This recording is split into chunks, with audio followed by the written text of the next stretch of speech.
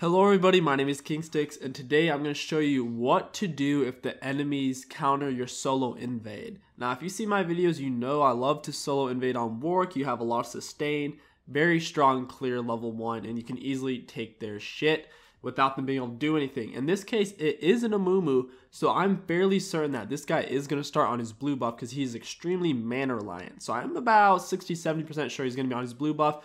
And he's probably going to be getting unleashed from his top laner, which is Tryndamere. So I need to be very careful and play this very smart. Now, I probably should have walked up there sooner and warded it, but I'm going to play it a little bit more risky, and I'm going to wait to ward it until after they start it. And that way, they'll be forced to kind of finish it. If they don't, they'll take a lot of damage and they won't get the buff. So it'll put them in a really weird spot, and then I can come in and 𝐂 steal it. So I'm just going to walk up and ward it. I'm being very careful, keeping my eye on the mid lane. Orianna has disappeared. She moved hella quick. That was surprising. I back away. She doesn't see me. She thinks I left. I'm going to come back in. I had an eye on its health. Hit the plant. I need to get down to at least 600 HP. Now I'm going to 𝐂. It's very important that you Q first, then smite, because your Q has a short delay on it.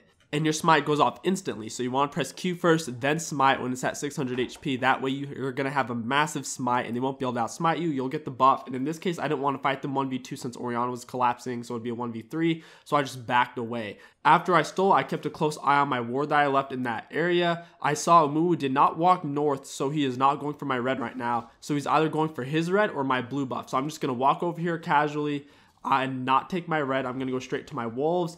I activate my W to see if he's on my blue buff right now, and he's not. So I'm just going to finish up my wolves and do my blue buff. From there, I should be level 3, so I can either gank or go do my red. It's just up to what you want to do. And it's that simple, guys. You can pretty much outsmite anybody as long as you Q then smite. You'll need to work on your timing a little bit, but it's kind of like a 𝐂𝐤𝐢 walking up and 𝐂 smiting your camp from you. There's not a whole lot you can do. I'm going to give you all one more example. In this case, it's a 𝐂𝐸𝐺, so he could start either blue or red buff. We got vision on his blue buff, and it doesn't look like he's going to be starting there. So I'm just assuming he's going to start on his red buff, getting leash from his top laner because very few junglers can solo a camp without getting a leash.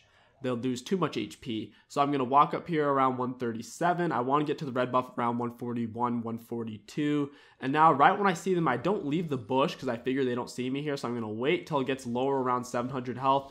I'm going to walk out, auto attack 𝐂, and I steal it. I don't really want to fight them 1v2 because Zed's going to collapse. So I'm just going to flash out and get away with the crime. Now 𝐂𝐸𝐺's really fucked here. He's missing about half his health. He didn't get a buff.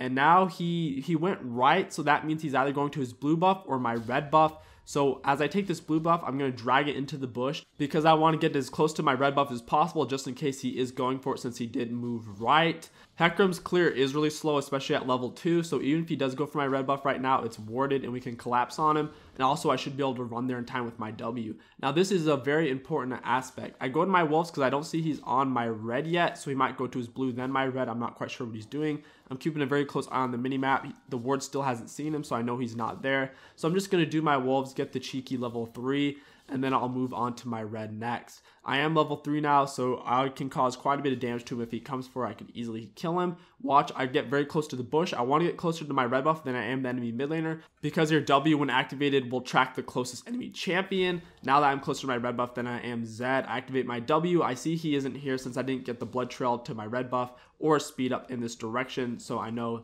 𝐂𝐸𝐺 wasn't here, and so he's basically fucked now. 𝐂𝐸𝐺's a fairly early game and mid game reliant, and since I took that away from him, he's not going to be able to do a whole lot. After this, the enemy bot lane's pushed and I can easily go pick up a gank. And that is what I do when the enemies try to defend the invade. In some cases it doesn't work out if your timing's off and you mess up your smite, and in those cases I just say it was worth trying. Thank you guys for watching. I hope you enjoyed this video and learned something. My name is KingStix and I hope to catch you guys next time.